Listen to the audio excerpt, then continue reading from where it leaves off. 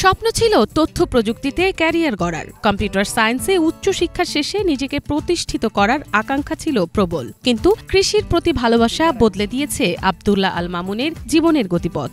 এখন তিনি এক সফল কৃষি উদ্যোক্তা। ব্রাহ্মণবাড়িয়ার বাঞ্চারামপুর উপজেলায় ছয়ফুল্লাকান্দি ইউনিয়নের ভেলানগর গ্রামের সন্তান আব্দুল্লাহ আল মামুন ২০১২ সালে শাহজালাল বিজ্ঞান ও প্রযুক্তি বিশ্ববিদ্যালয় থেকে কম্পিউটার সায়েন্স অ্যান্ড ইঞ্জিনিয়ারিংয়ে স্নাতক ডিগ্রি অর্জন করেন। শিক্ষাজীবন শেষে ঢাকায় একটি আইটি ফার্ম প্রতিষ্ঠা করলেও মাটির প্রতি টান তাকে প্রকৌশলী হওয়ার পরিকল্পনায় বাদসাধে। সবকিছু গুটিয়ে ফিরে আসেন নিজ গ্রামে। ২০২০ সালে দড়িকান্দি পশ্চিম সরকারি প্রাথমিক বিদ্যালয়ে শিক্ষক হিসেবে যোগদানের পাশাপাশি শুরু করেন কৃষিকাজ। প্রথমে কচুর আবাদ দিয়ে শুরু করলেও পরে ৭ বিঘা জমি ১৫,০০০ টাকায় লিজ নিয়ে নাটোর থেকে অনলাইনে চায়না ৩ সিডলেস জাতের লেবুর চারা এনে বাগান করে তোলেন তিনি। ঢাকায় থাকতে আমি কিছু বাগানের ব্লগ দেখতাম, ইউটিউবে ভিডিও দেখতাম।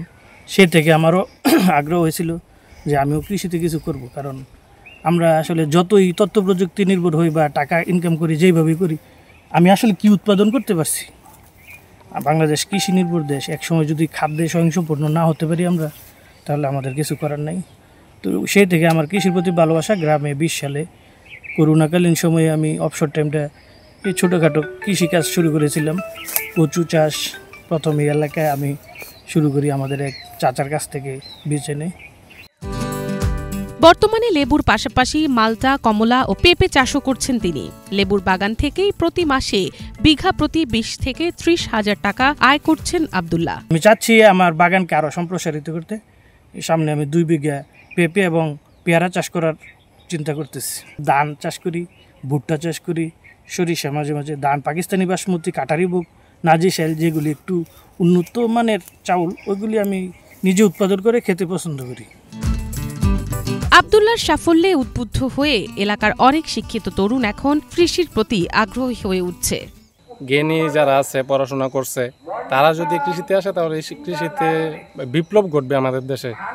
আমাদের দেশে খাদ্যের উৎপাদনও আমি আশা করি কয়েক গুণ বৃদ্ধি পাবে। ওনার এই বাগানটি দেখার পর অনেক ইন্সপায়ার্ড হয়।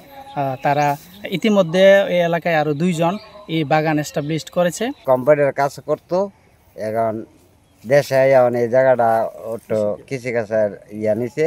এখন আমরা ওনাদেরকে পরামর্শ দিলাম যে আপনি এইভাবে লেবু বাগানটা করেন, তাহলে লাভবান হবেন। এবং লেবু বাগান করতে গিয়ে যেহেতু উনি ঢাকা পড়াশোনা করছেন শাহজালাল বিজ্ঞান প্রযুক্তি বিশ্ববিদ্যালয় থেকে, তো আমাদের কাছে খুবই ভালো লাগছে যে একজন শিক্ষিত মানুষ যে এখানে আইসা, যে গ্রামে আইসা একটা লেবু বাগানের উদ্যোক্তা গ্রহণ করছেন। কৃষি বিভাগের তথ্য অনুযায়ী প্রতি ২ বছরে ১% করে কৃষি জমি হারিয়ে যাচ্ছে। এমন পরিস্থিতিতে শিক্ষিত তরুণদের কৃষিতে অংশগ্রহণ খাদ্য নিরাপত্তা নিশ্চিতে গুরুত্বপূর্ণ ভূমিকা রাখবে। উনি নিজের প্রণোচনায় এবং আমাদের সহযোগিতা এখন কিন্তু কৃষিতে বেশ ভালোভাবে ইনভলভ হয়ে গেছেন। তো কৃষিতে আসলে যতই আমাদের শিক্ষিত এবং তরুণ উদ্যোক্তারা বা তরুণ কৃষকরা ইনভলভ হবে, ততই কিন্তু আমাদের কৃষি দ্রুত আমাদের যে স্থানটা যেতে চাচ্ছি, আমাদের খাদ্য নিরাপত্তা এবং পুষ্টি নিরাপত্তার যে বিষয়টা আমাদের সামনে এসেছে, সেই বিষয়টা আমরা দ্রুত অ্যাচিভমেন্ট করতে পারবো।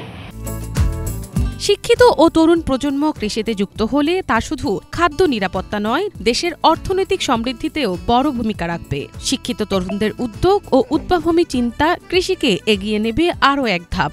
সেই সাথে দূর হবে বেকারত্ব, শক্ত হবে গ্রামীণ অর্থনীতি। মিনালা দিবা, বাংলা ভিশন, নিউজ ডেস্ক।